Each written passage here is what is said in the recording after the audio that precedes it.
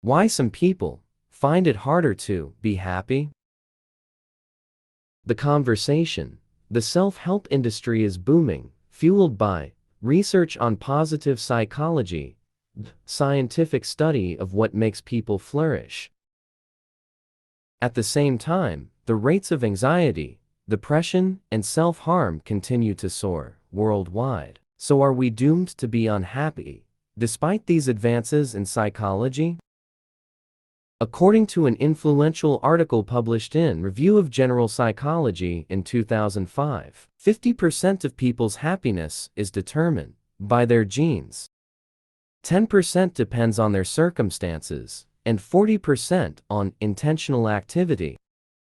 Mainly, whether you're positive or not. This so-called happiness pie put positive psychology acolytes in the driving seat, allowing them to decide on their happiness trajectory. Although, the unspoken message is that if you are unhappy, it's your own fault. The happiness pie was widely critiqued because it was based on assumptions about genetics that have become discredited.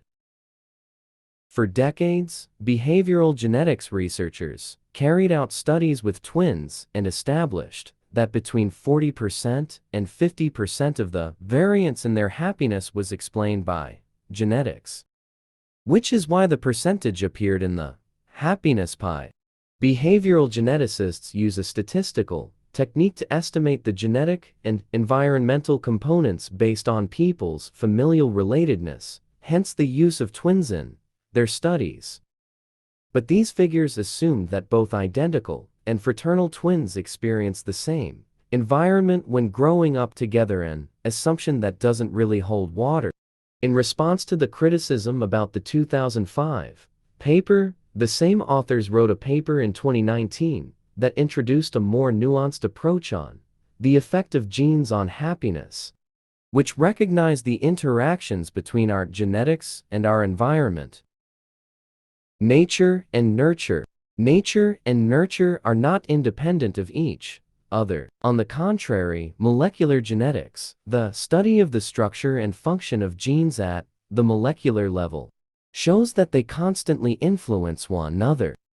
Genes influence the behavior that helps people choose their environment. For example, extroversion passed from parents to children helps children build their friendship groups. Equally, the environment changes gene expression. For example, when expecting mothers were exposed to famine, their babies' genes changed accordingly, resulting in chemical changes that suppressed production of a growth factor. This resulted in babies being born smaller than usual and with conditions such as cardiovascular disease.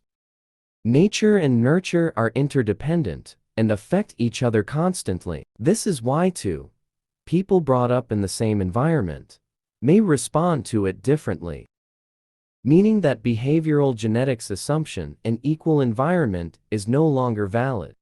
Also, whether or not people can become happier depends on their environmental sensitivity, their capacity to change. Some people are susceptible to their environment and so can significantly change their thoughts, feelings, and behavior in response to both negative and positive events. So when attending a well-being workshop, reading a positive psychology book, they may become influenced by it and experience significantly more change compared to others.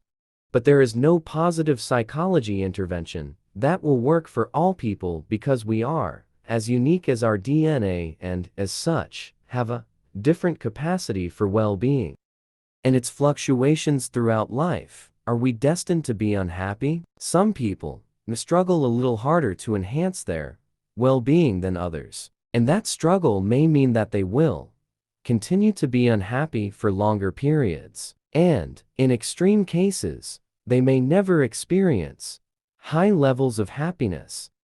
Others, however, who have more genetic plasticity, meaning they are more sensitive to the environment and hence have an increased capacity for change, may be able to enhance their well-being and perhaps even thrive if they adopt a healthy lifestyle, and choose to live and work in an environment that enhances their happiness and ability to grow. But genetics does not determine who we are, even if it does play a significant role in our well-being. What also matters are the choices we make about where we live, who we live with, and how we live our lives, which affect both our happiness and the happiness of the next generations. This is the Amazing Novels channel. Thank you for watching. For more videos, subscribe it.